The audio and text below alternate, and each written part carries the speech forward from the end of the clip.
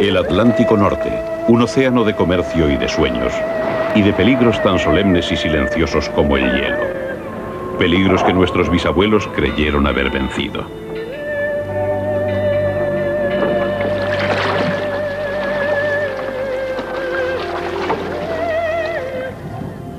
En 1912 zarpa el barco más grande de todos los tiempos, pero lo destruye en su primer viaje un iceberg.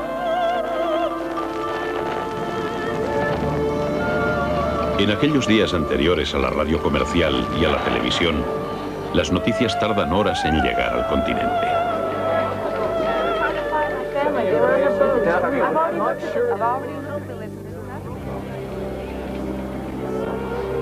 Esta es la historia del Titanic, que perteneció a una época deslumbrante por su elegancia y aún viva por su dolor. Aventuras del siglo XX. El hundimiento del Titanic. Mediodía, 10 de abril de 1912. El Titanic zarpa de Southampton, Inglaterra, para iniciar un viaje de 7 días a Nueva York.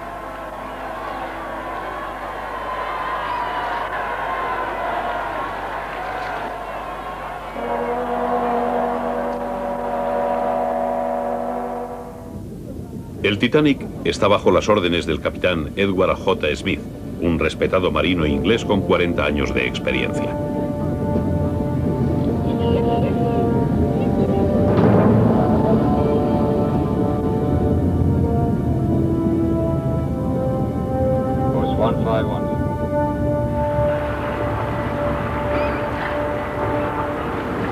La odisea comienza con la veloz travesía del Canal de la Mancha hasta Cherbourg, en Francia.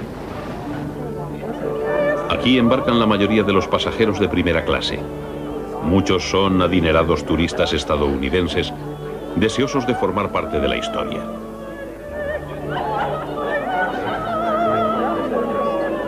Los viajeros, impresionados, ya lo llaman especial millonarios. Tiene piscina, gimnasio, un café con terraza parisina y camarotes amueblados con antigüedades francesas.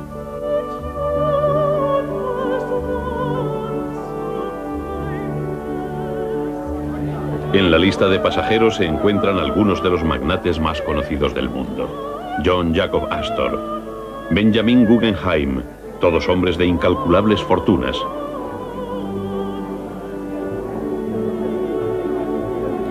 Isidore Strauss y su esposa Aida, propietarios de los grandes almacenes Macy's de Nueva York. Charles H. Hayes, presidente de la Compañía Ferroviaria Transcontinental de Canadá.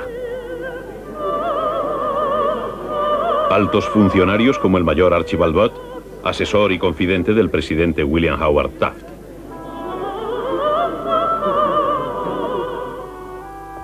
El camarote más caro es para John Jacob Astor IV, propietario del Hotel Waldorf Astoria de Nueva York.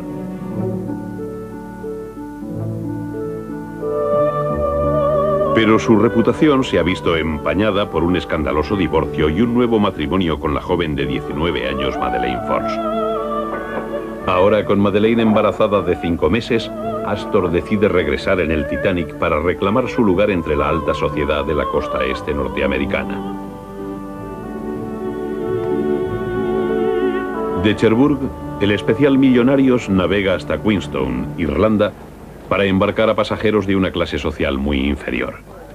Son emigrantes que huyen de la pobreza y la desesperanza.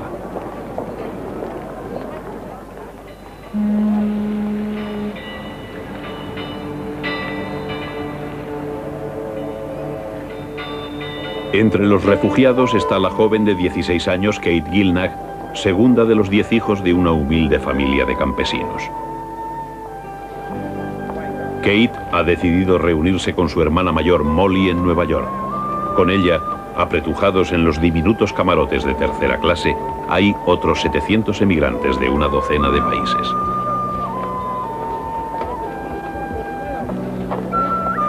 Cada camarote tiene 4 camastros con un lavabo, jabón y toallas a compartir. Estos pasajeros más pobres son alojados en las bodegas, 4 pisos más abajo de la cubierta de los millonarios, separados con cuerdas y normas del resto del pasaje para evitar que contagien a los privilegiados las enfermedades de los destituidos. De hecho, los propietarios del Titanic cuentan con los viajes de inmigrantes para obtener beneficios.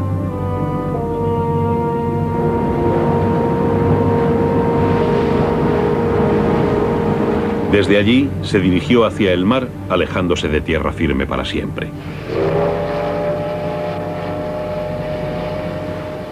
Camino de Nueva York, el Titanic personifica las ambiciones de su propietario, el gigante capitalista John Pierpont Morgan, ya famoso y temido por comprar compañías de ferrocarril y de acero, que ahora busca el dominio de los mares.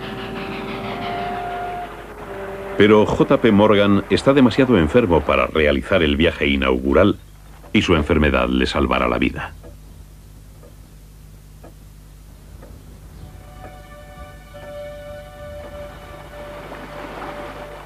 Las rutas marítimas del Atlántico Norte están salpicadas de gigantes icebergs y placas flotantes de hielo. Pero los propietarios de la nave han pedido al capitán que realice una travesía rápida. A fin de cuentas, el Titanic puede con todo.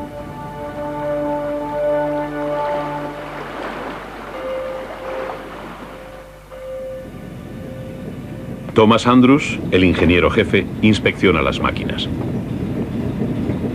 Con una velocidad máxima de 24 nudos y 50.000 caballos de potencia, el Titanic es un orgullo para todos los que han participado en su construcción.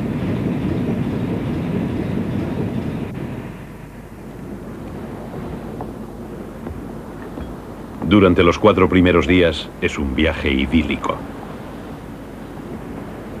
Los pasajeros se adaptan a la rutina del barco.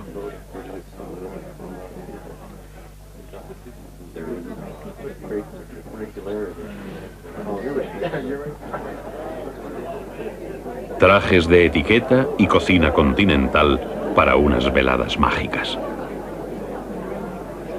Pero 4 pisos más abajo, el rugir de las máquinas y el oleaje producido por el gigante confina a la joven Kate Gilnach a su camarote sin ventanas.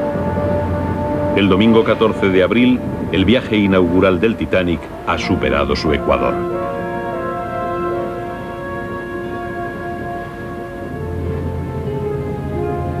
El capitán Smith y el ingeniero Andrews acuerdan poner el barco a toda velocidad al día siguiente.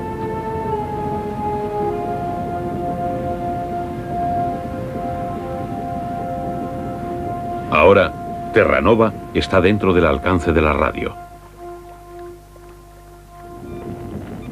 En 1912, radio significa señales en Morse con tan solo un alcance de unos cientos de kilómetros, y Harold Bride, de 21 años, es el radiotelegrafista.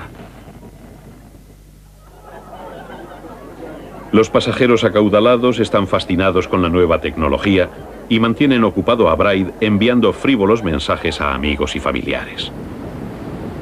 El lunes 14 de abril, al atardecer, el especial Millonarios avanza sin novedad.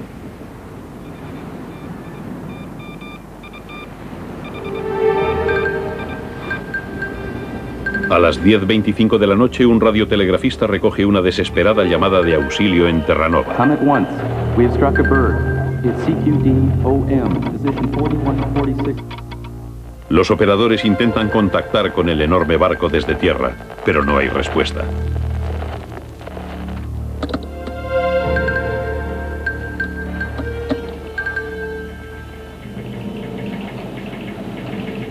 Envían un telegrama con la noticia a Halifax y desde allí a Nueva York. El mayor barco del mundo se está hundiendo.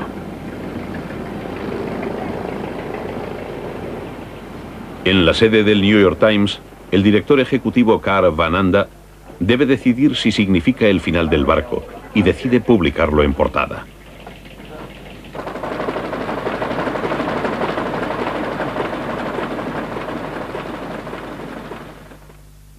La noticia no tarda en llegar a Philip Franklin, vicepresidente de la compañía matriz del Titanic. Me despertó el teléfono. Un periodista dijo que acababan de oír que el Titanic se hundía. Inmediatamente llamé al puerto y les pregunté si habían oído algo.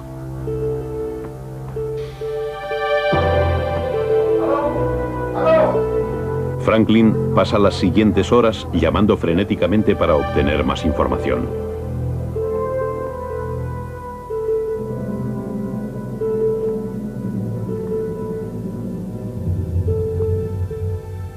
Está seguro de que el Titanic no se ha podido hundir. Envió un telegrama al Olympic, su barco gemelo, pidiendo más información.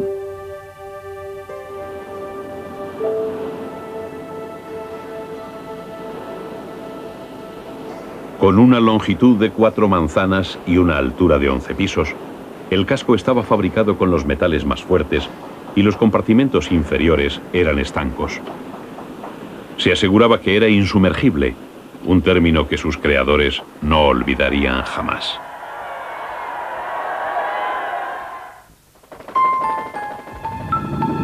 El 15 de abril de 1912, Nueva York y el mundo entero supieron que había ocurrido lo imposible. El Times había enviado la noticia con tal celeridad a las prensas que no hubo tiempo de retirar la publicidad de la página 11 para el viaje de vuelta a Inglaterra. En Nueva York, otros directores se burlaron del Times por publicar un rumor, pero la noticia se fue extendiendo y pronto las oficinas de la compañía marítima White Star en Broadway empezaron a recibir numerosos y preocupados visitantes.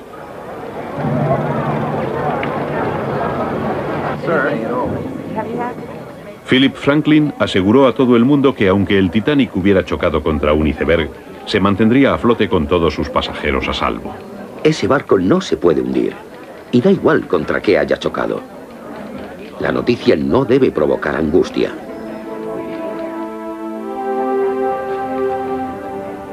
Mientras Franklin repasa la lista de pasajeros, le asalta un horror inconcebible: la pérdida de más de 2000 vidas.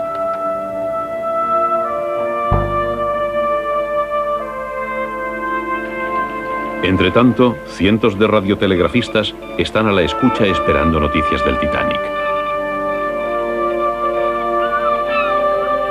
Pero esa mañana, mientras el Titanic yace partido en dos en el fondo del océano, uno de ellos recibe 2 mensajes marítimos que juntos inspiran nuevas esperanzas y júbilo.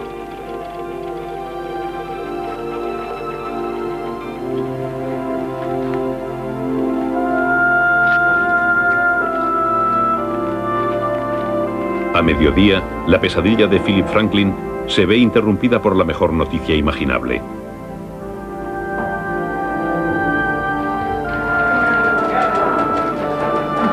Franklin lee el mensaje a los periodistas. Todos los pasajeros del Titanic están a salvo. El Virginia remolca el transatlántico hacia Halifax. Pero lo que nadie sabe es que el operador de radio ha mezclado 2 transmisiones. Una, que están remolcando un viejo petrolero hacia Halifax, y otra, que los pocos supervivientes del Titanic están a salvo a bordo de un barco de rescate.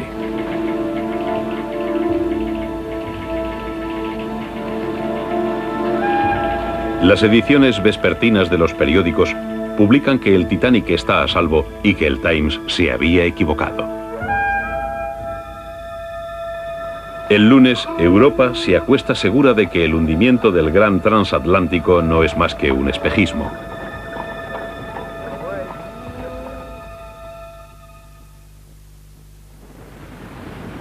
A 1000 millas de Nueva York, el Olympic, barco gemelo del Titanic, está a punto de amargar todas las ilusiones. Su mensaje llega a duras penas a Nueva York. No hay normativa que regule los mensajes radiados y el aire está atestado de señales enviadas por operadores aficionados.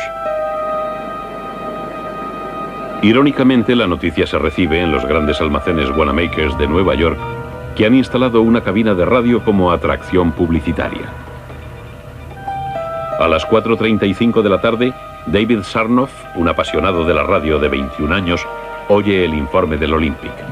Solo 675 personas han sobrevivido al hundimiento del Titanic. Sarnoff llama a los periódicos y una vez más el New York Times se pone en cabeza y coloca boletines en los tablones de anuncios de Times Square.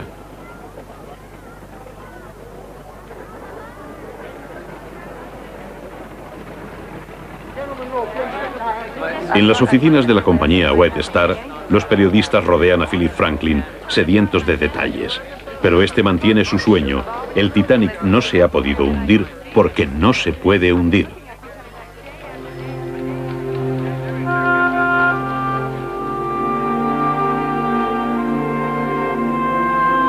Pero a las 6:20, un mensajero le trae un telegrama confirmando sus peores temores.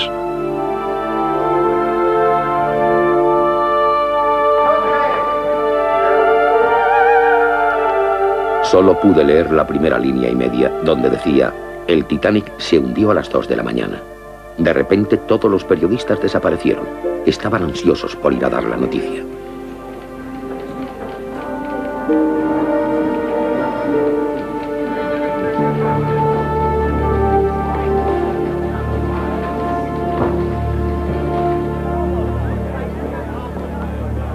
Al anochecer, angustiados familiares de muchos ilustres pasajeros empiezan a llegar a la compañía White Star. Uno de los primeros es Vincent Astor, hijo de John Jacob Astor.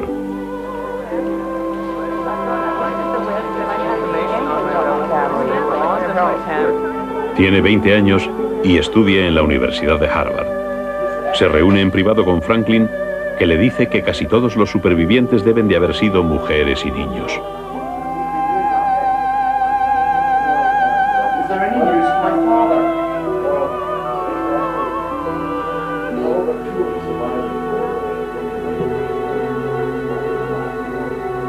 Lo que Franklin no sabe es que han sobrevivido más de 100 hombres.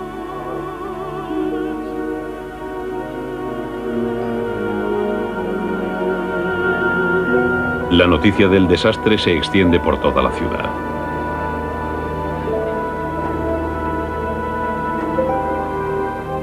Antes de medianoche, un angustiado presidente Taft envía un telegrama preguntando por su amigo, el mayor Archibald Butt.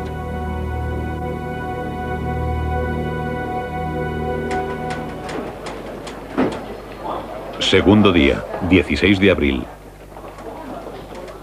Durante toda la noche, Vincent Astor espera en las oficinas de la compañía de radio Marconi. ¿Por qué hay tan poca información? El alcance de la radio del barco de rescate, el Carpathia, es de tan solo 600 kilómetros. El Carpathia depende de otros barcos para transmitir la lista de los supervivientes.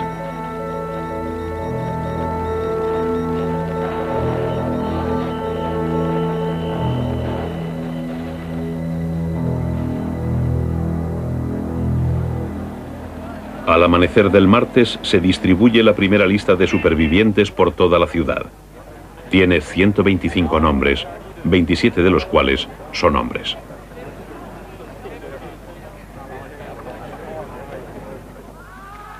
Con tan pocas noticias, los competitivos periódicos neoyorquinos especulan y exageran sobre el suceso.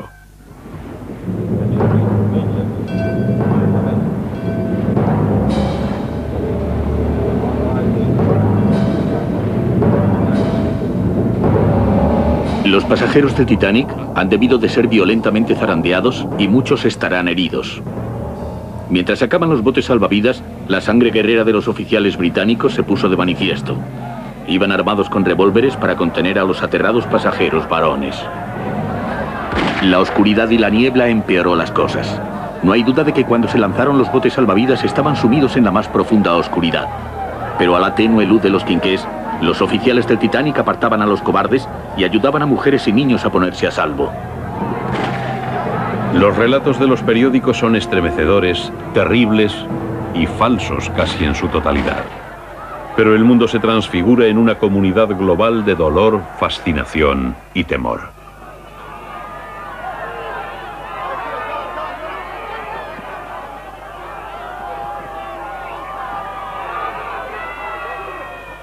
Inglaterra despierta con la terrible noticia.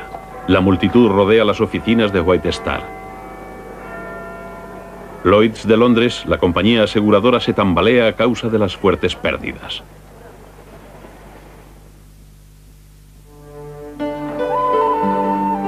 En Irlanda, los padres de Kate Gilnagh están desesperados. No hay noticias de supervivientes de tercera clase.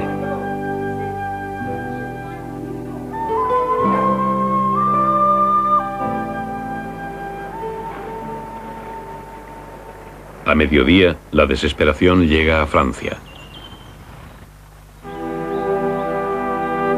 John Pierpont Morgan está en Aix-en-Provence, donde se entera de la noticia la víspera de su 75 cumpleaños.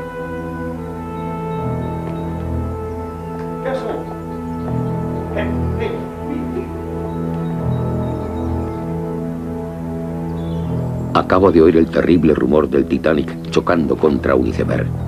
Espero, por el amor de Dios, que no sea cierto. En Nueva York, la publicación de listas parciales de supervivientes no hace más que aumentar la ansiedad.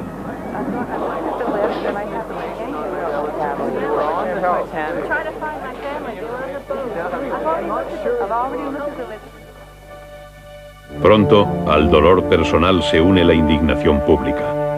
Las leyes británicas permitieron que el superbarco zarpara con botes salvavidas solo para la mitad de los pasajeros.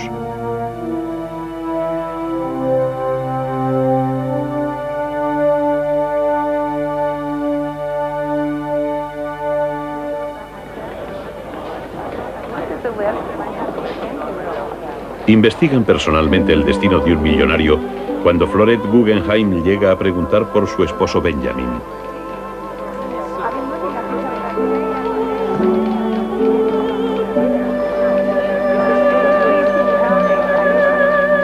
Benjamin Guggenheim es un magnate minero con una fortuna calculada en 85 millones de dólares libres de impuestos, que durante los últimos 8 meses ha estado en París acompañado de una de sus muchas queridas.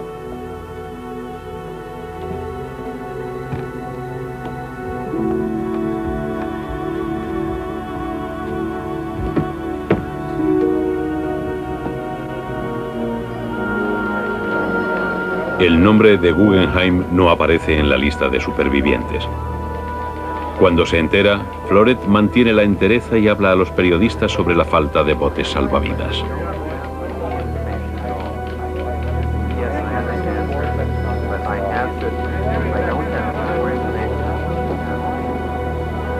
El martes a mediodía se llama a la policía montada para mantener el orden.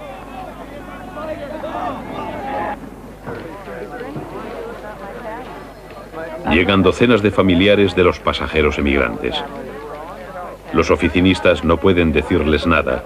El Carpathia ha ignorado las preguntas sobre las clases más bajas.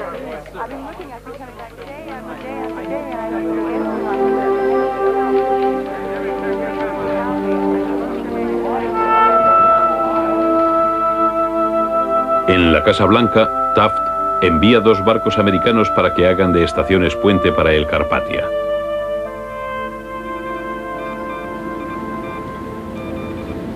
Pero a Taft también le enfurece que unas horas antes mensajes manipulados sugirieran que el Titanic estaba a salvo, y declara que Washington debe regular la naciente industria de las telecomunicaciones.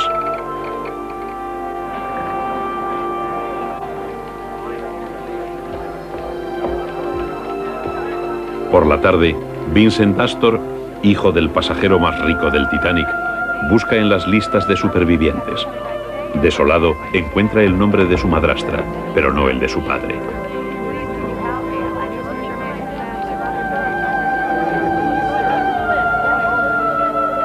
Ahora, al finalizar el martes, en la estación de radio de Cabo Reis, en Terranova, reciben un lúgubre mensaje desde el Atlántico.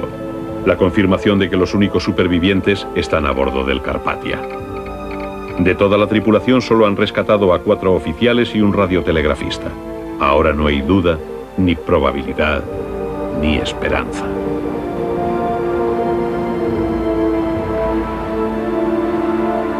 A 600 millas de la costa estadounidense, el Carpathia avanza lentamente hacia el oeste, con los supervivientes a bordo.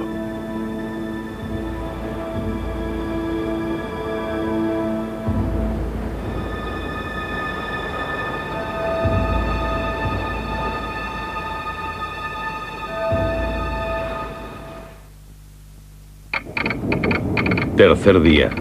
Solo el Carpathia sabe quién ha sobrevivido y quién ha perecido. A Nueva York solo llegan los nombres de los supervivientes acaudalados.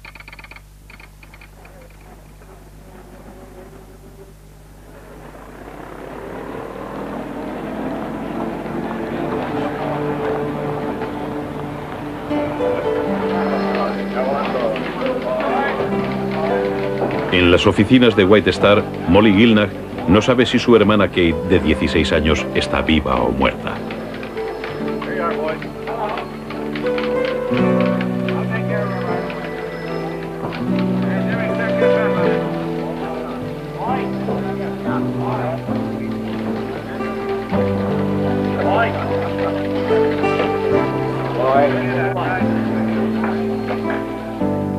En Washington, el senador Alden Smith ordena una investigación y se dirige a Nueva York para evitar que los oficiales británicos supervivientes de la tragedia escapen de la justicia estadounidense. En Wall Street, el valor de las acciones de la compañía de radio Marconi pasa de 50 a 350 dólares.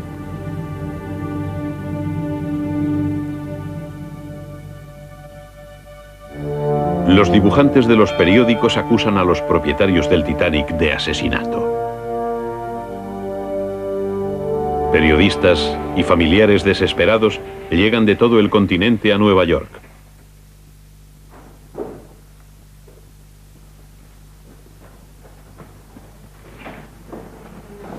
Jueves 18 de abril. El Carpathia se acerca al puerto de Nueva York. El vicepresidente de White Star, Philip Franklin, se dirige al muelle a enfrentarse a la realidad de las pérdidas.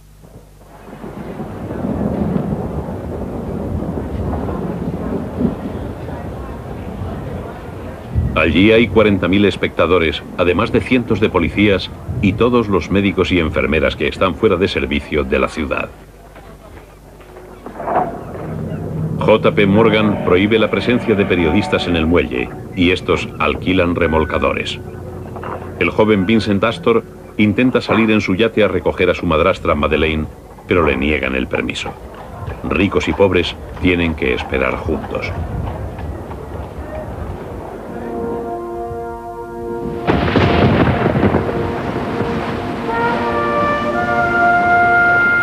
A las 8 de la tarde, y bajo una fuerte tormenta, el Carpathia pasa la Estatua de la Libertad. Solemnemente se detiene en el muelle del Titanic y desembarca los botes salvavidas del gigante.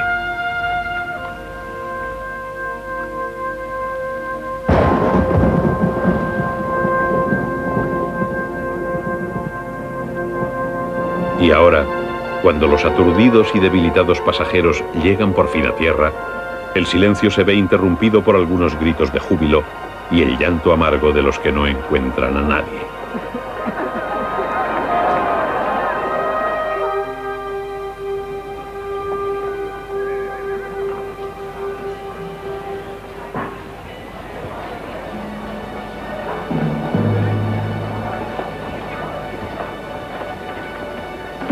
Viernes por la mañana. En los muelles hay un perverso estado de jovialidad. Los camareros del Carpathia posan para las cámaras. Al capitán del Carpathia y a su tripulación los aclaman como héroes. Algunos de los supervivientes son auténticos misterios. 2 niños franceses desembarcan sin nombre y presuntamente huérfanos. La exclusiva del siglo es del New York Times. El operador de radio Harold Bride ha sobrevivido sujetándose a un bote salvavidas volcado. Una gran ola se llevó el bote. Yo me había sujetado a la anilla de un remo y me llevó con él. Lo siguiente que recuerdo es que estaba en el bote y este estaba boca abajo. Por $1000 ha vendido su increíble historia a un periodista del Times.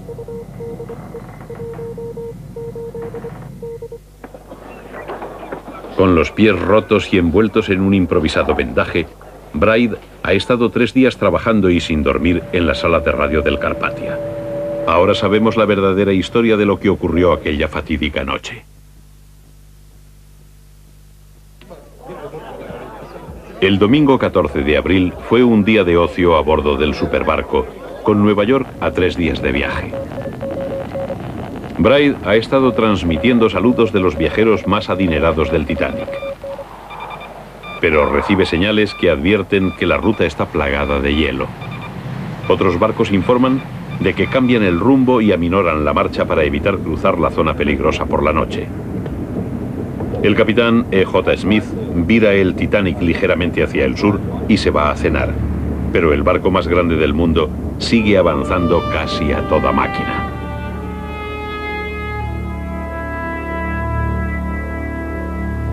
A las 11:35, en una noche despejada, tranquila y sin luna, el Titanic se encuentra con su destino. Los vigías descubren un iceberg justo delante. Inmediatamente el primer piloto, William Murdoch, ordena un brusco viraje y da marcha atrás a toda máquina. Es un error fatídico. El iceberg araña todo el costado del barco.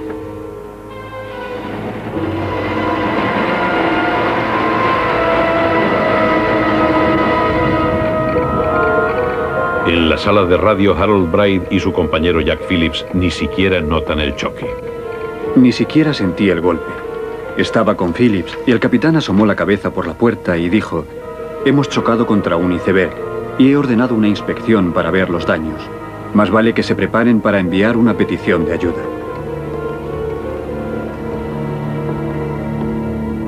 El capitán Smith pide al ingeniero Thomas Andrews que baje a evaluar los daños.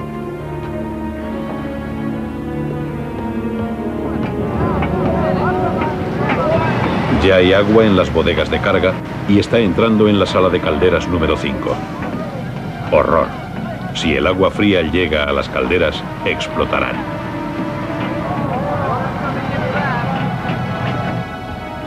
Thomas Andrews conoce cada centímetro del Titanic.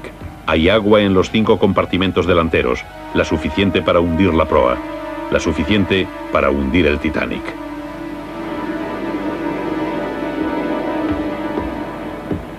Andrews regresa al puente con la trágica noticia. Al barco le quedan menos de 2 horas de vida. Con calma, el capitán ordena que destapen los botes salvavidas en los que no caben ni la mitad de los pasajeros. Bride y Phillips emiten las primeras llamadas de socorro utilizando una nueva señal internacional, SOS. El Carpathia promete ayuda, pero tardará 4 horas en recorrer 60 millas plagadas de icebergs y placas de hielo. Phillips me dijo que fuera corriendo a decirle al capitán que el Carpathia había contestado. Me abrí paso entre la multitud hasta su camarote. En las cubiertas hombres y mujeres luchaban por salvarse. El Titanic empieza a hundirse por delante. En la bodega hay 10 metros de agua y el tiempo se acaba. Se ordena a la tripulación que despierte y organice a los pasajeros. El camarero James Etches llega al camarote del millonario Benjamin Guggenheim. Le coloqué un chaleco salvavidas al señor Guggenheim. Dijo que le hacía daño en la espalda y como había tiempo se lo quité, lo ajusté y se lo volví a poner. Galantemente, Guggenheim y su asistente ayudaron a mujeres y niños a subir a los botes. El señor Guggenheim gritaba: «Mujeres primero», y fue una gran ayuda para los oficiales.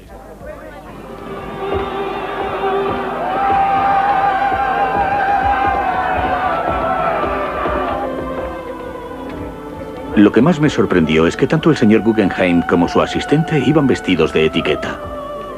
«Llevamos nuestras mejores ropas», dijo él, «y estamos dispuestos a morir como caballeros. Si me ocurriera algo, dígale a mi esposa en Nueva York que he hecho lo posible por cumplir con mi deber».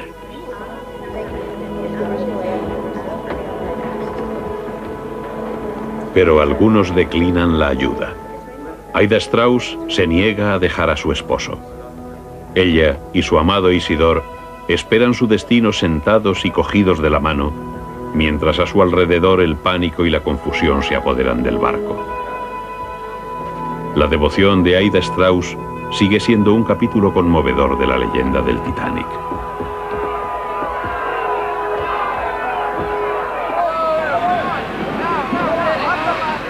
En las bodegas el daño es irreversible. Un miembro de la tripulación muere en el torrente. Es la primera víctima mortal.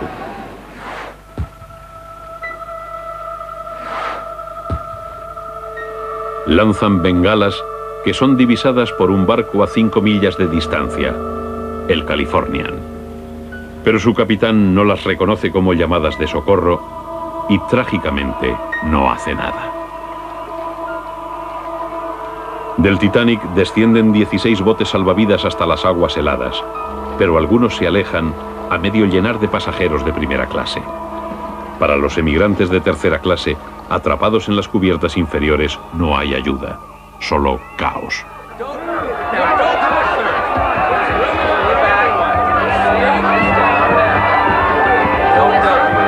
Kate Gilnach estaba en las entrañas del Titanic. Sintió el iceberg al momento.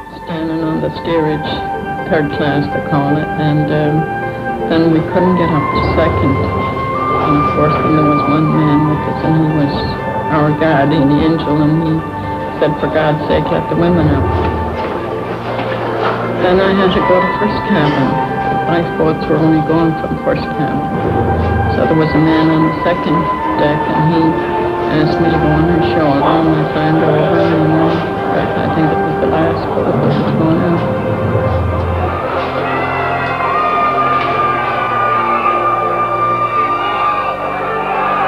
Kate es uno de los pocos pasajeros de tercera clase que se salvaron, uno de los pocos emigrantes que sobrevivieron para hacer sus sueños realidad.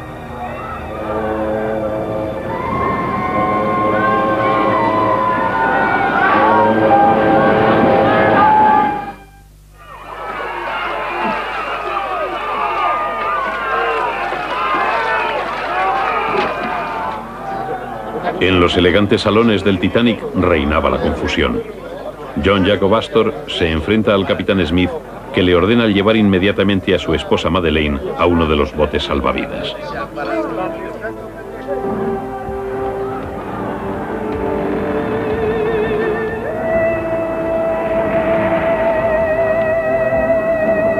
Astor pide que le dejen subir con ella, debilitada por el embarazo. Pero el oficial al mando no permite que ningún hombre suba a los botes y Astor declina utilizar su inmensa fortuna para conseguirlo. El coronel Astor me dijo, el mar está en calma, no pasará nada, estás en buenas manos, te veré por la mañana. John Jacob Astor no volvió a ver a su joven esposa. Encontraron su cadáver flotando una semana después.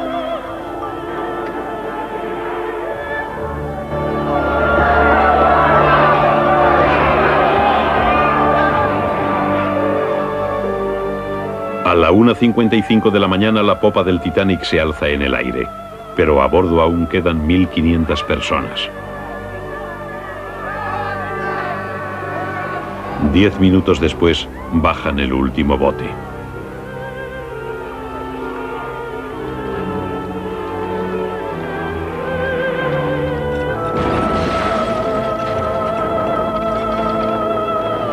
Harold Bride y Jack Phillips permanecen en sus puestos mientras el agua va inundando la sala de radio. Jamás olvidaré el trabajo de Phillips en los últimos y terribles 15 minutos. Después oímos la voz del capitán. Muchachos, han cumplido con su deber. Ya no pueden hacer más. Abandonen el camarote y sálvese quien pueda.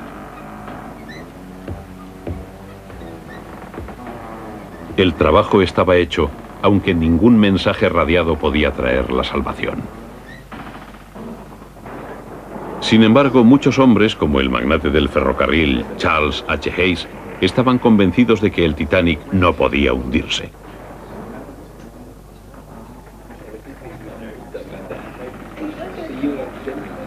Después de ayudar a mujeres y niños a subir a los botes, el mayor Archibald Butt regresa al salón de fumar a jugar una última partida de cartas.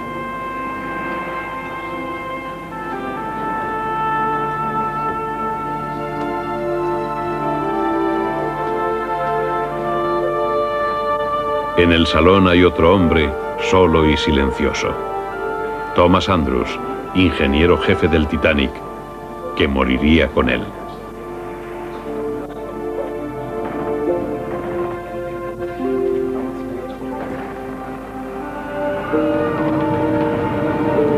A las 2:18, con 1.500 pasajeros, oficiales y tripulación de todas las clases y religiones aún a bordo, el barco más grande que se ha construido jamás se rinde al Atlántico.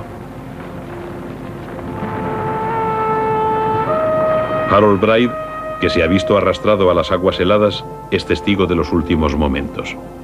La imagen del barco era preciosa. Humo y chispas salían por las chimeneas. Fue girando sobre la proa. La banda seguía tocando. Supongo que toda la banda se ahogó. Todo lo que queda es el mar en completa calma, unos botes salvavidas y las súplicas de ayuda de los que se ahogan. Los gritos de los moribundos continuaron durante horas, acompañados del eco de las voces de un bote salvavidas perdido entre el caos y los restos del naufragio.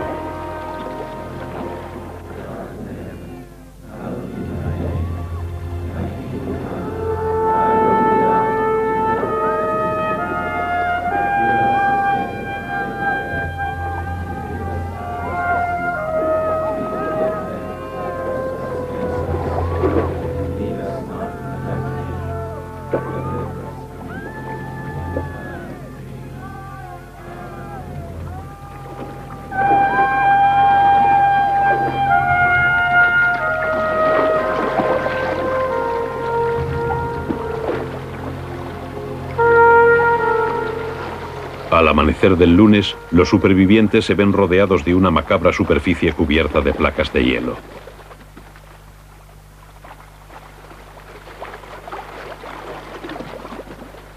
A las 4 de la mañana del 15 de abril, el Carpathia inicia su penosa tarea de rescate. Preparado para acoger a 3.000 personas, solo encuentra 15 botes salvavidas con unas 700.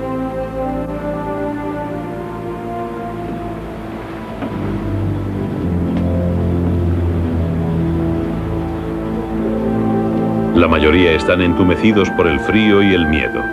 El capitán del Carpathia ofrece su camarote a Madeleine Force Astor.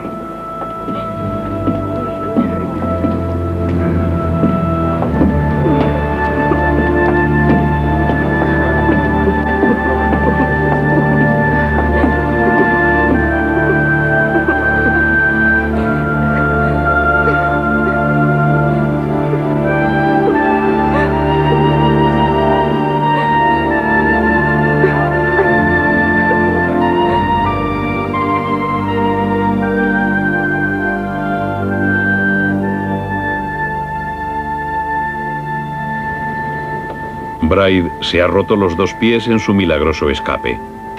Pero antes de que termine el día estará de nuevo trabajando en la sala de radio del Carpathia, transmitiendo los nombres de los supervivientes.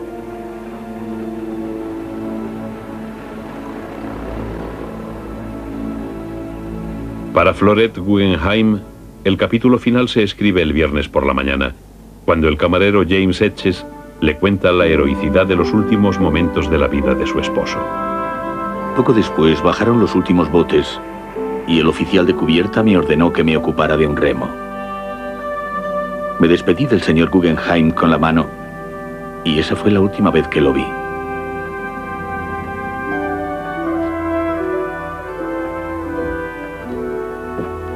Las infidelidades de Guggenheim se olvidarán. Su honrosa muerte lo convertirá en un héroe ante su familia y todo el país.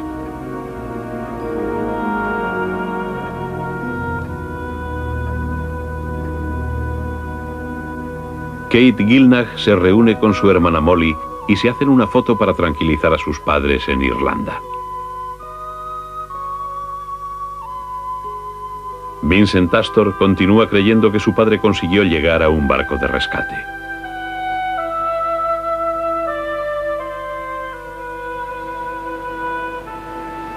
Pero los días siguientes terminan con toda esperanza y llega el terrible momento de repatriar los cadáveres. Un barco forense zarpa de Halifax, Canadá, para recuperar los cuerpos. El Mackay Bennett zarpa con una lúgubre carga, 100 ataúdes de pino y 100 toneladas de hielo.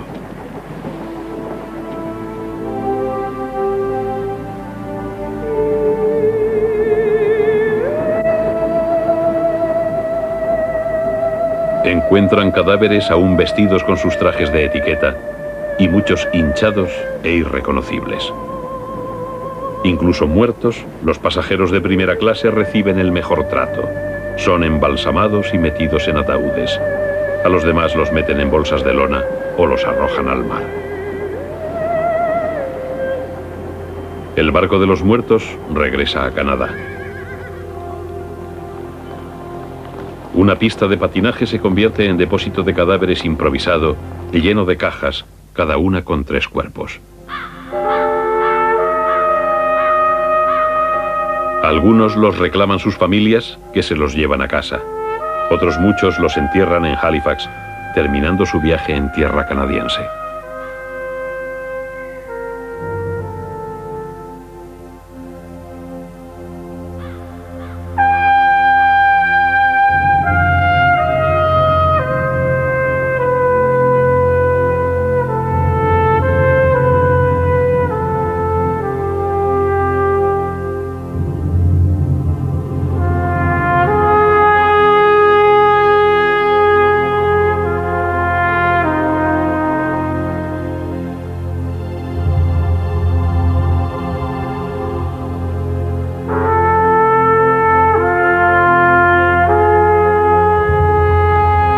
Uno de los muchos que llegan a Halifax es Vincent Astor.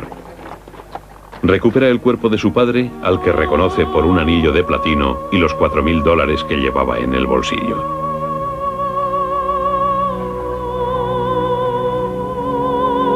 En Nueva York, John Jacob Astor es ensalzado como un héroe y por fin lava su imagen.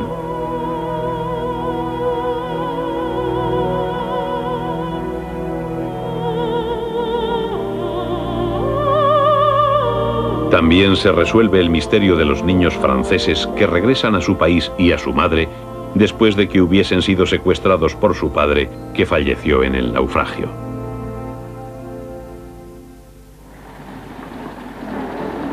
La investigación del Senado se inicia en el Hotel Waldorf Astoria de Astor. El representante de J.P. Morgan en Nueva York, Philip Franklin, presenta su versión de los hechos. Bruce Ismay, el director británico de la compañía, había escapado en uno de los botes salvavidas y le condenan por no hundirse con el barco como tantos otros. La investigación también condena al Californian y su tripulación por no acudir al rescate del Titanic. El desastre arruina la reputación de su capitán, Stanley Lord. En Inglaterra, otra investigación condena el ansia de la compañía por la velocidad y el lujo y la fatídica falta de atención a la seguridad.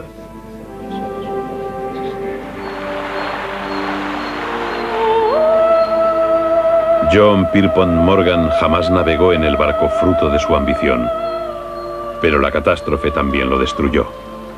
El gobierno estadounidense le condena por sus intentos de monopolizar industrias clave. Debilitado y exhausto, el hombre más rico de Estados Unidos muere en 1913.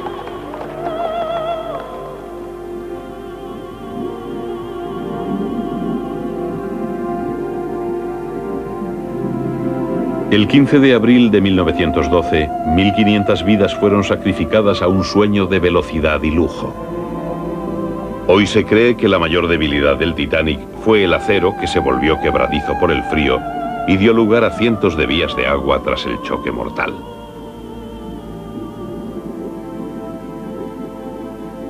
Pero el desastre también dejó un legado positivo. Nueva legislación para botes salvavidas, radios mejores y rompehielos adecuados, así como un nuevo futuro. Vincent Astor heredó $78 millones y vendió el Waldorf Astoria de su padre, que fue demolido y reemplazado por un símbolo del siglo XX, el Empire State Building. Madeleine Astor tuvo un hijo, John Jacob V. Se casó 2 veces más, tuvo otros 2 hijos y murió de un infarto a la edad de 47 años. Kate Gilnach vivió en Nueva York hasta los 75 años, contando una y otra vez en radio y en televisión la historia de su milagroso escape. Oh yes, I was looking at it sinking when we were in the lifeboat, because we were in the lifeboats for 9 hours. And then which ship rescued you? Carpathia. La herencia de Benjamin Guggenheim se repartió entre sus 3 hijas.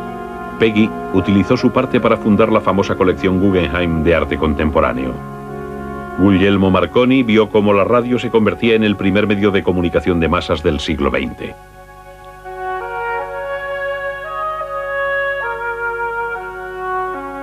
David Sarnoff, el operador de radio de los grandes almacenes Wanamaker's, fundó la cadena de radiotelevisión NBC. Pocos barcos han afectado tan profundamente las vidas de tantas personas. Y el Titanic sigue despertando respeto, partido en el fondo del océano. Un testamento lúgubre y eterno de los límites de la ambición humana y el poder del mar.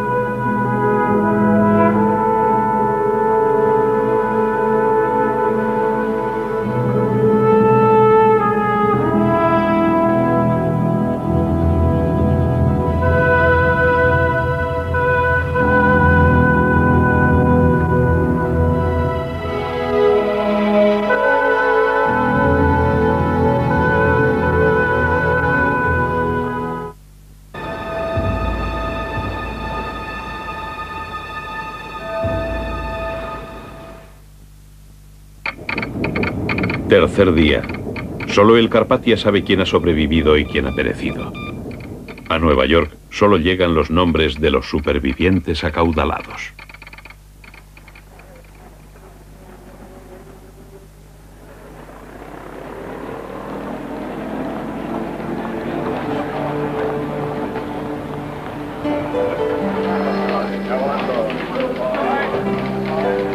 En las oficinas de White Star, Molly Gilnach no sabe si su hermana Kate, de 16 años, está viva o muerta.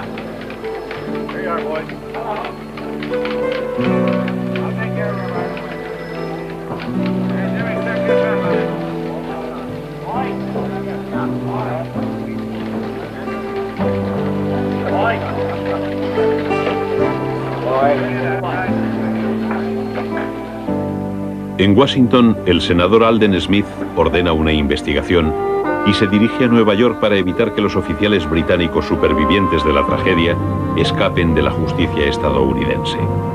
En Wall Street, el valor de las acciones de la compañía de radio Marconi pasa de 50 a 350 dólares.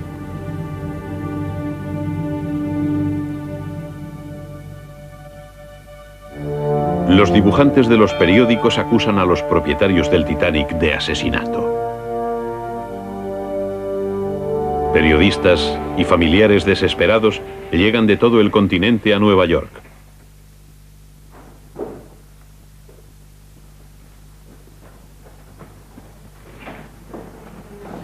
Jueves 18 de abril. El Carpathia se acerca al puerto de Nueva York. El vicepresidente de White Star, Philip Franklin, se dirige al muelle a enfrentarse a la realidad de las pérdidas.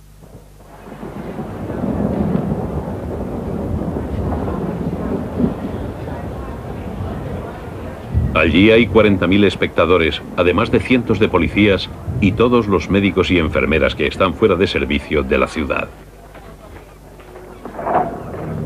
J.P. Morgan prohíbe la presencia de periodistas en el muelle y estos alquilan remolcadores. El joven Vincent Astor intenta salir en su yate a recoger a su madrastra Madeleine, pero le niegan el permiso. Ricos y pobres tienen que esperar juntos.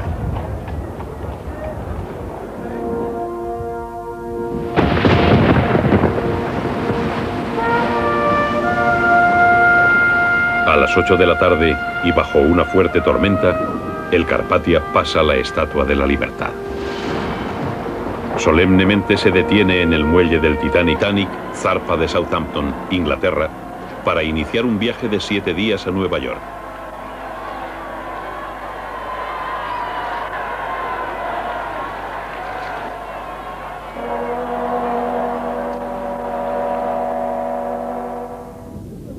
El Titanic está bajo las órdenes del capitán Edward J. Smith, un respetado marino inglés con 40 años de experiencia.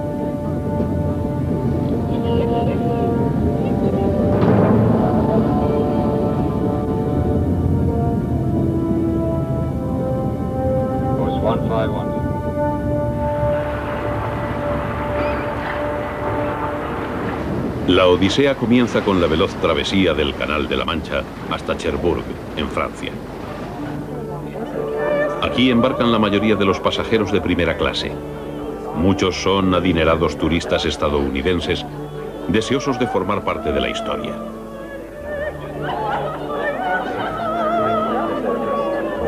Los viajeros, impresionados, ya lo llaman especial millonarios. Tiene piscina, gimnasio, un café con terraza parisina y camarotes amueblados con antigüedades francesas.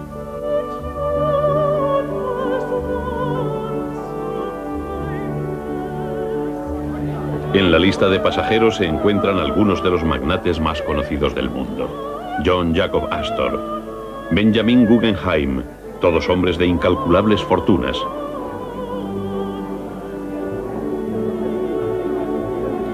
Isidore Strauss y su esposa Aida, propietarios de los grandes almacenes Macy's de Nueva York.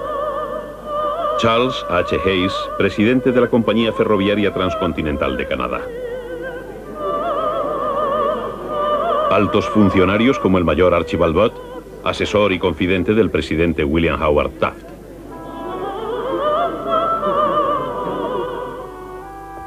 El camarote más caro es para John Jacob Astor IV, propietario del Hotel Waldorf Astoria de Nueva York.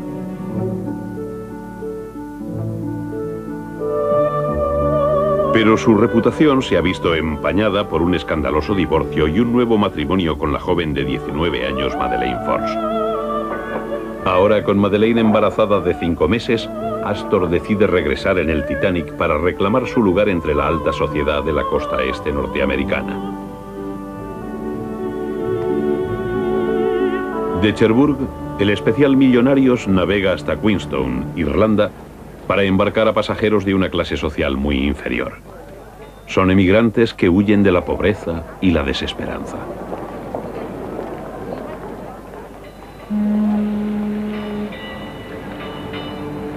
La confirmación de que los únicos supervivientes están a bordo del Carpathia. De toda la tripulación solo han rescatado a 4 oficiales y un radiotelegrafista. Ahora no hay duda, ni probabilidad, ni esperanza.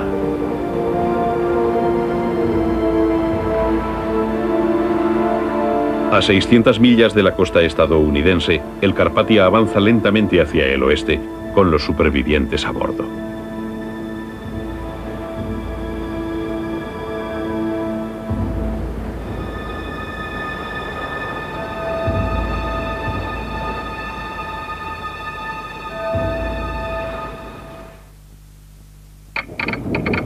Tercer día. Solo el Carpathia sabe quién ha sobrevivido y quién ha perecido. A Nueva York solo llegan los nombres de los supervivientes acaudalados.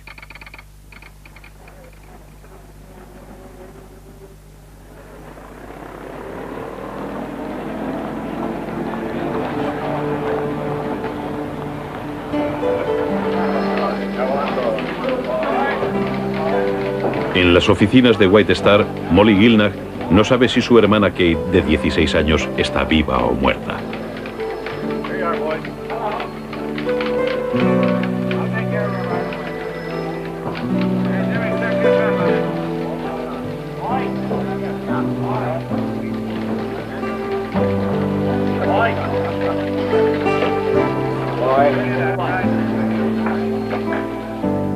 En Washington, el senador Alden Smith ordena una investigación y se dirige a Nueva York para evitar que los oficiales británicos supervivientes de la tragedia escapen de la justicia estadounidense. En Wall Street, el valor de las acciones de la compañía de radio Marconi pasa de 50 a 350 dólares.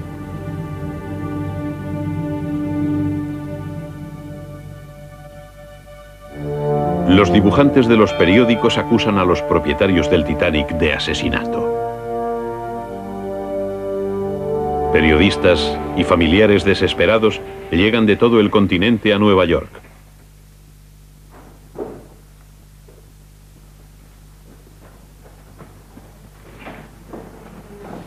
Jueves 18 de abril. El Carpathia se acerca al puerto de Nueva York. El vicepresidente de White Star, Philip Franklin, se dirige al muelle a enfrentarse a la realidad de las pérdidas.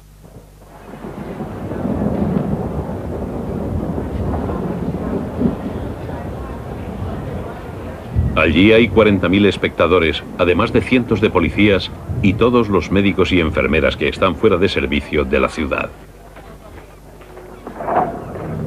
J.P. Morgan prohíbe la presencia de...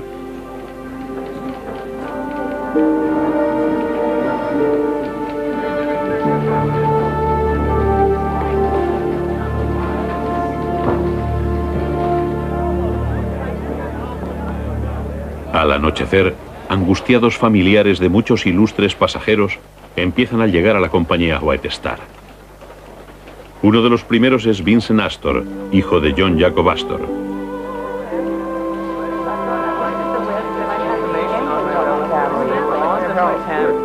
Tiene 20 años y estudia en la Universidad de Harvard. Se reúne en privado con Franklin, que le dice que casi todos los supervivientes deben de haber sido mujeres y niños.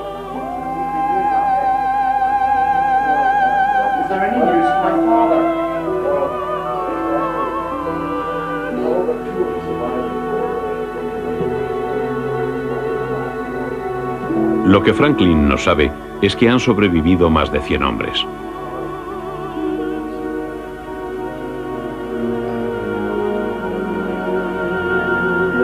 La noticia del desastre se extiende por toda la ciudad.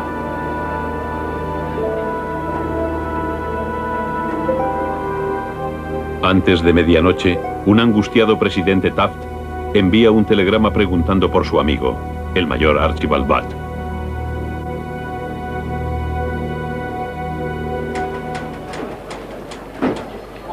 Segundo día, 16 de abril.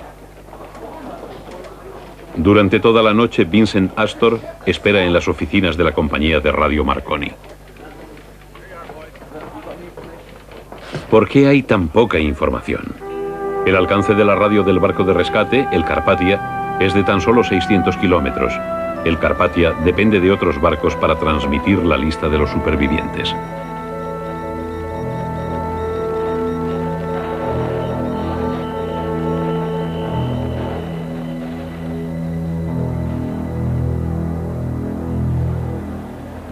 Al amanecer del martes se distribuye la primera lista de supervivientes por toda la ciudad. Tiene 125 nombres, 27 de los cuales son hombres.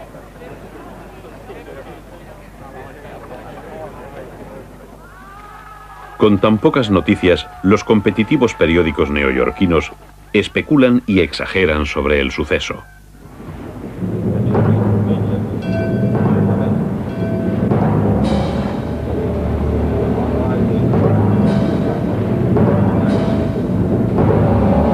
Los pasajeros del Titanic han debido de ser violentamente zarandeados y muchos estarán heridos.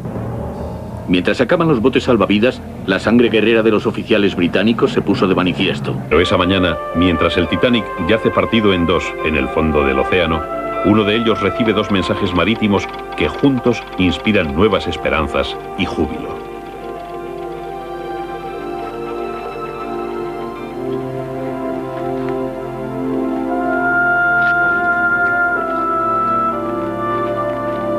A mediodía, la pesadilla de Philip Franklin se ve interrumpida por la mejor noticia imaginable.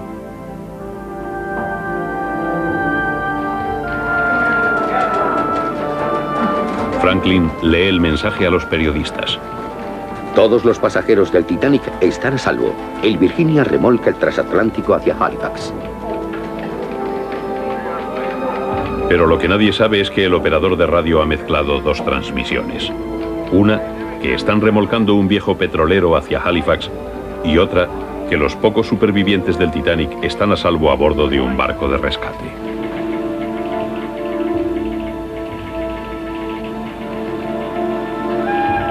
Las ediciones vespertinas de los periódicos publican que el Titanic está a salvo y que el Times se había equivocado. El lunes, Europa se acuesta segura de que el hundimiento del gran transatlántico no es más que un espejismo.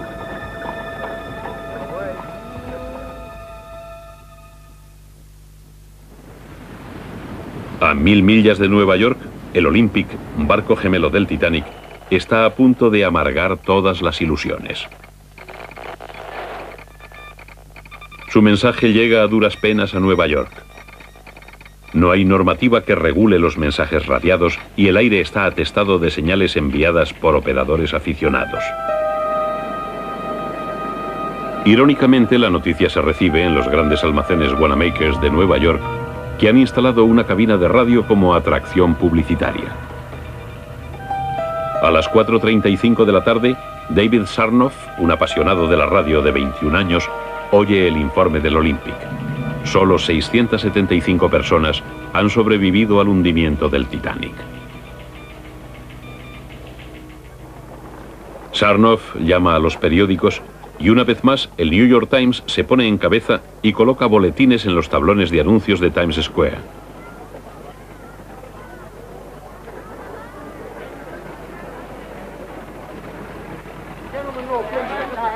En las oficinas de la compañía White Star, los periodistas rodean a Philip Franklin, sedientos de detalles. Pero este mantiene su sueño. El Titanic no se ha podido hundir porque no se puede hundir.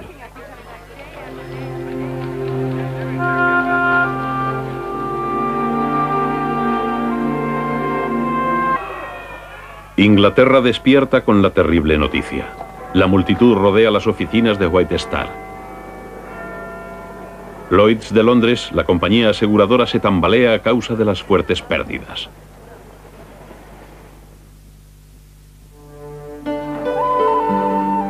En Irlanda, los padres de Kate Gilnagh están desesperados. No hay noticias de supervivientes de tercera clase.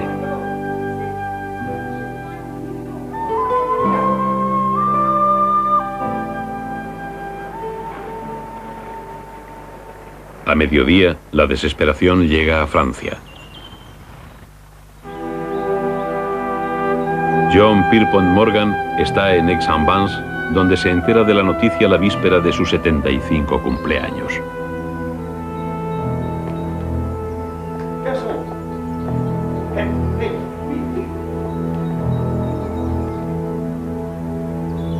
Acabo de oír el terrible rumor del Titanic chocando contra un iceberg. Espero, por el amor de Dios, que no sea cierto. En Nueva York, la publicación de listas parciales de supervivientes no hace más que aumentar la ansiedad.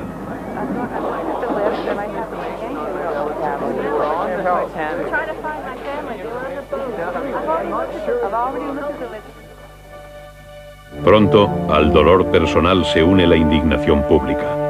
Las leyes británicas permitieron que el superbarco zarpara con botes salvavidas solo para la mitad de los pasajeros.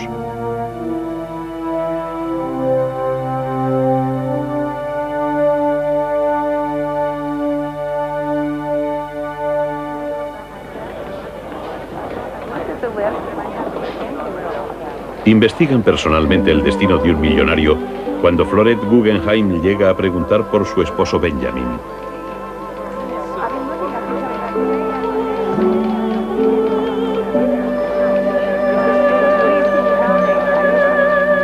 Benjamin Guggenheim es un magnate minero con una fortuna calculada en 85 millones de dólares libres de impuestos, que durante los últimos 8 meses ha estado en París acompañado de una de sus muchas queridas.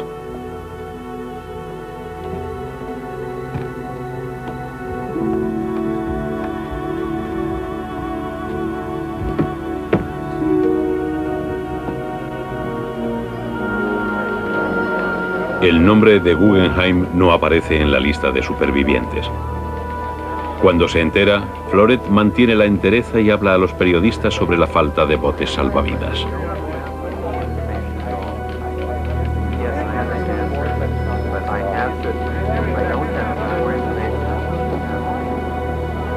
El Mar Guggenheim, el capítulo final se escribe el viernes por la mañana, cuando el camarero James Etches le cuenta la heroicidad de los últimos momentos de la vida de su esposo. Poco después bajaron los últimos botes y el oficial de cubierta me ordenó que me ocupara de un remo. Me despedí del señor Guggenheim con la mano y esa fue la última vez que lo vi.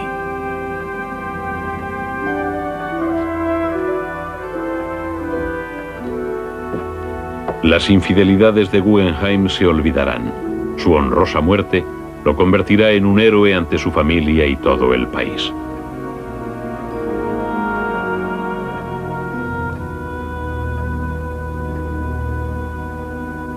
Kate Gilnagh se reúne con su hermana Molly y se hacen una foto para tranquilizar a sus padres en Irlanda. Vincent Astor continúa creyendo que su padre consiguió llegar a un barco de rescate.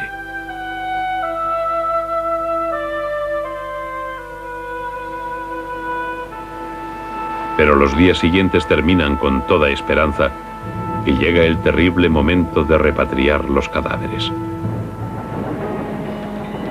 Un barco forense zarpa de Halifax, Canadá, para recuperar los cuerpos. El Mackay Bennett zarpa con una lúgubre carga, 100 ataúdes de pino y 100 toneladas de hielo.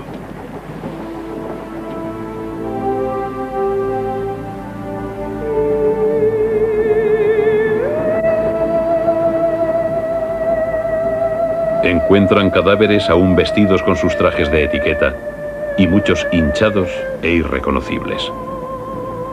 Incluso muertos, los pasajeros de primera clase reciben el mejor trato. Son embalsamados y metidos en ataúdes. A los demás los meten en bolsas de lona o los arrojan al mar. El barco de los muertos regresa a Canadá. Una pista de patinaje se convierte en depósito de cadáveres improvisado y lleno de cajas, cada una con 3 cuerpos. Algunos los reclaman sus familias, que se los llevan a casa. Otros muchos los entierran en Halifax, terminando su viaje en tierra canadiense.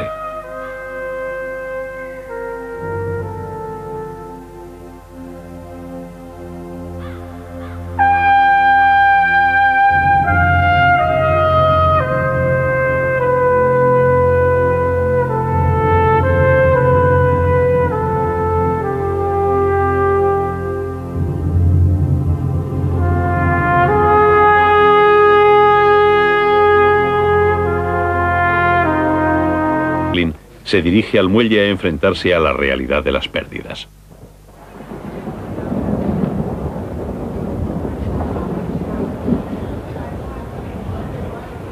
Allí hay 40.000 espectadores, además de cientos de policías y todos los médicos y enfermeras que están fuera de servicio de la ciudad. J.P. Morgan prohíbe la presencia de periodistas en el muelle y estos alquilan remolcadores. El joven Vincent Astor intenta salir en su yate a recoger a su madrastra Madeleine, pero le niegan el permiso. Ricos y pobres tienen que esperar juntos.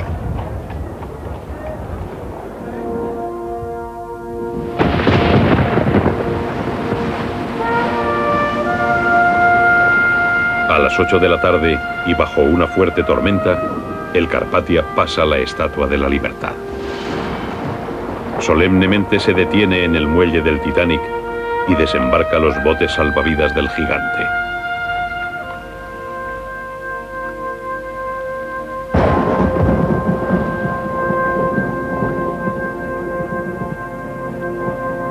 Y ahora, cuando los aturdidos y debilitados pasajeros llegan por fin a tierra, el silencio se ve interrumpido por algunos gritos de júbilo y el llanto amargo de los que no encuentran a nadie.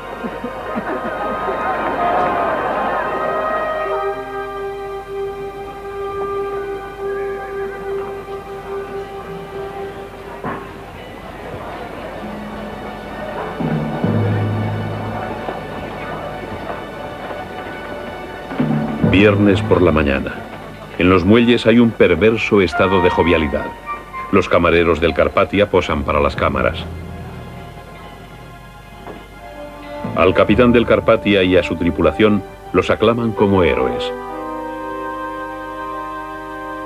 Algunos de los supervivientes son auténticos misterios. 2 niños franceses desembarcan sin nombre y presuntamente huérfanos. La exclusiva del siglo es del New York Times. El operador de radio Harold Bride ha sobrevivido sujetándose a un bote salvavidas volcado. Una gran ola se llevó el bote. Yo me había sujetado a la anilla de un remo y me llevó con él. Lo siguiente que recuerdo es que estaba en el bote y este estaba boca abajo. Por $1000 ha vendido su increíble historia a un periodista del Times.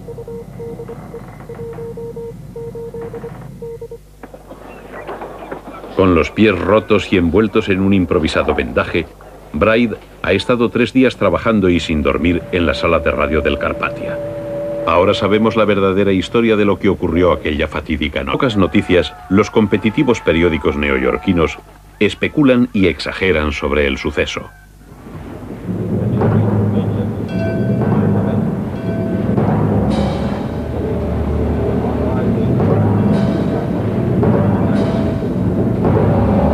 Los pasajeros del Titanic han debido de ser violentamente zarandeados y muchos estarán heridos. Mientras sacaban los botes salvavidas, la sangre guerrera de los oficiales británicos se puso de manifiesto. Iban armados con revólveres para contener a los aterrados pasajeros varones. La oscuridad y la niebla empeoró las cosas. No hay duda de que cuando se lanzaron los botes salvavidas estaban sumidos en la más profunda oscuridad. Pero a la tenue luz de los quinqués, los oficiales del Titanic apartaban a los cobardes y ayudaban a mujeres y niños a ponerse a salvo. Los relatos de los periódicos son estremecedores, terribles y falsos casi en su totalidad. Pero el mundo se transfigura en una comunidad global de dolor, fascinación y temor.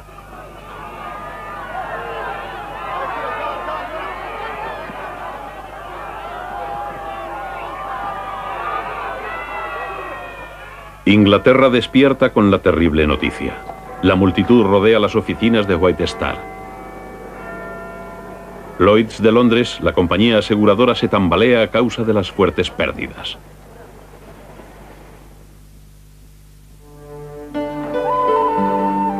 En Irlanda, los padres de Kate Gilnagh están desesperados.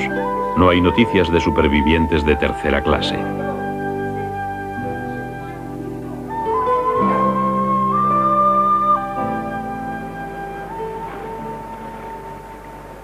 A mediodía, la desesperación llega a Francia. John Pierpont Morgan está en Aix-en-Provence, donde se entera de la noticia la víspera de su 75 cumpleaños.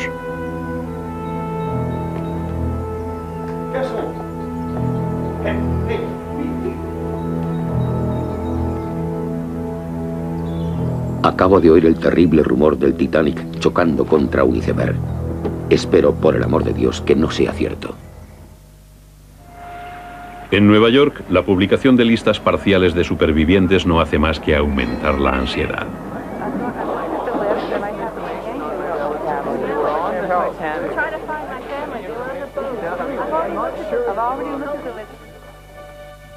Pronto, al dolor personal se une la indignación pública. Las leyes británicas permitieron que el superbarco zarpara con botes salvavidas solo para la mitad de los pasajeros.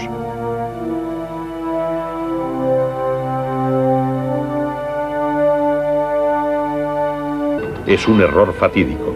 El iceberg araña todo el costado del barco.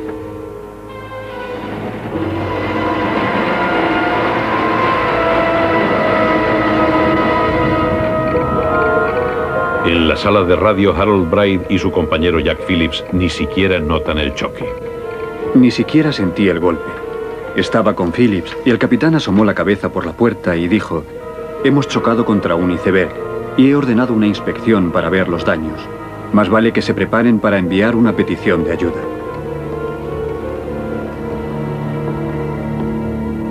El capitán Smith pide al ingeniero Thomas Andrews que baje a evaluar los daños.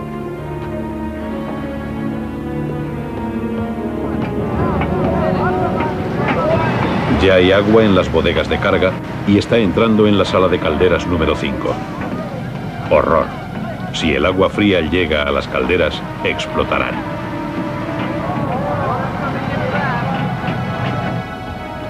Thomas Andrews conoce cada centímetro del Titanic. Hay agua en los 5 compartimentos delanteros, la suficiente para hundir la proa, la suficiente para hundir el Titanic.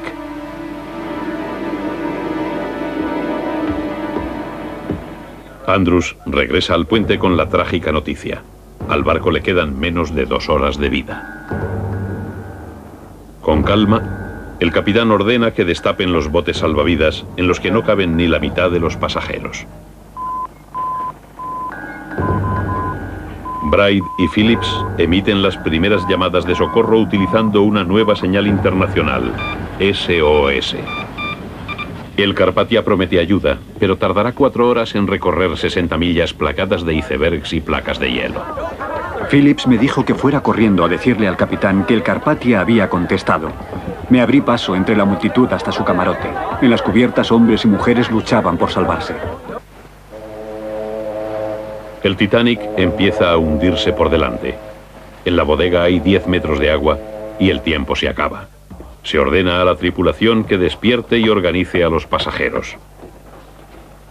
El camarero James Etches llega al camarote del millonario Benjamin Guggenheim. Le coloqué un chaleco salvavidas al señor Guggenheim. Dijo que le hacía daño en la espalda y como había tiempo se lo quité, lo ajusté y se lo volví a poner. Galantemente, Guggenheim y su asistente ayudaron a mujeres y niños a subir a los botes.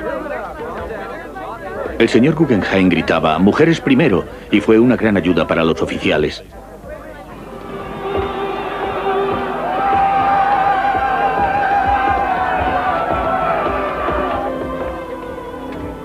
Lo que más me sorprendió es que tanto el señor Guggenheim... La veloz travesía del Canal de la Mancha hasta Cherbourg, en Francia.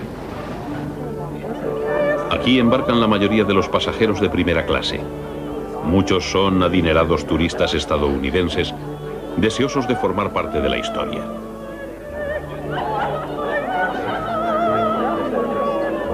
Los viajeros, impresionados, ya lo llaman especial millonarios.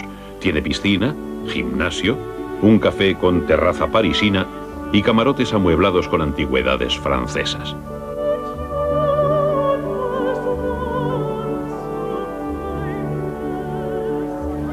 En la lista de pasajeros se encuentran algunos de los magnates más conocidos del mundo. John Jacob Astor, Benjamin Guggenheim, todos hombres de incalculables fortunas.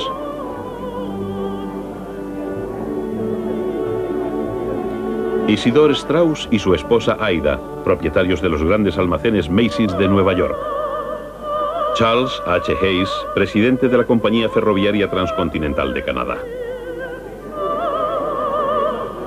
Altos funcionarios como el mayor Archibald Butt, asesor y confidente del presidente William Howard Taft.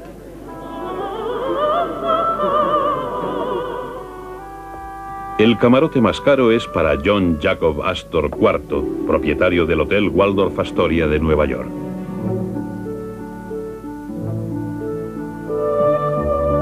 Pero su reputación se ha visto empañada por un escandaloso divorcio y un nuevo matrimonio con la joven de 19 años Madeleine Force. Ahora, con Madeleine embarazada de 5 meses, Astor decide regresar en el Titanic para reclamar su lugar entre la alta sociedad de la costa este norteamericana. De Cherbourg, el especial Millonarios navega hasta Queenstown, Irlanda, para embarcar a pasajeros de una clase social muy inferior. Son emigrantes que huyen de la pobreza y la desesperanza.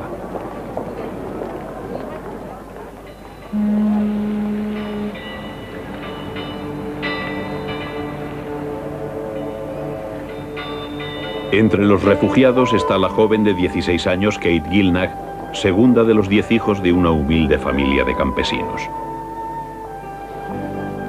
Kate ha decidido reunirse con su hermana mayor Molly en Nueva York.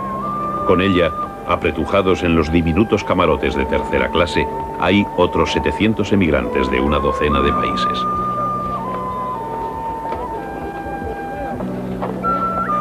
Cada camarote tiene 4 camastros con un lavabo, jabón y toallas a compartir.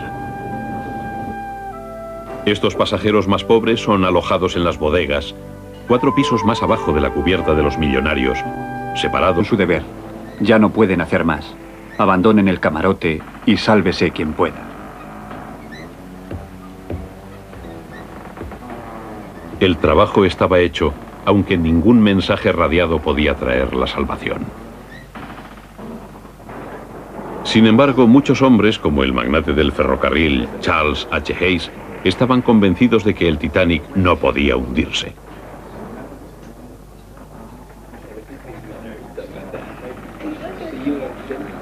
Después de ayudar a mujeres y niños a subir a los botes, el mayor Archibald Butt regresa al salón de fumar a jugar una última partida de cartas.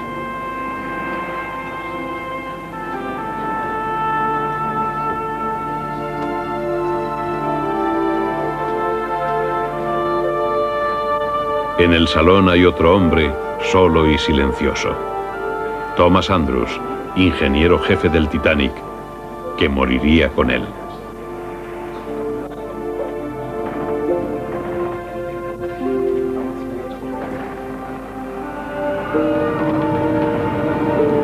A las 2:18, con 1.500 pasajeros, oficiales y tripulación de todas las clases y religiones aún a bordo, el barco más grande que se ha construido jamás se rinde al Atlántico.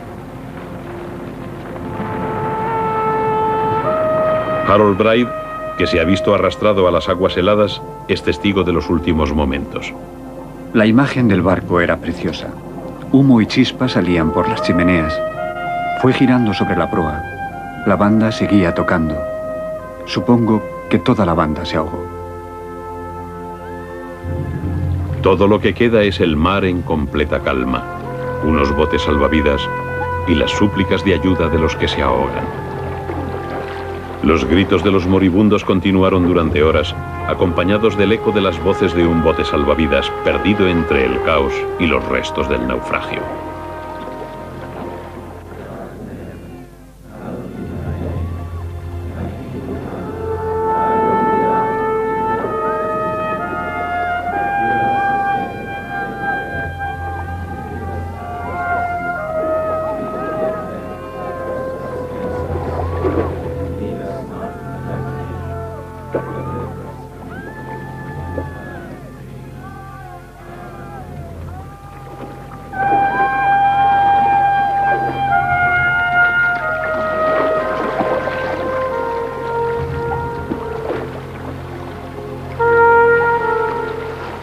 Al amanecer del lunes, los supervivientes se ven rodeados de una macabra superficie cubierta de placas de hielo.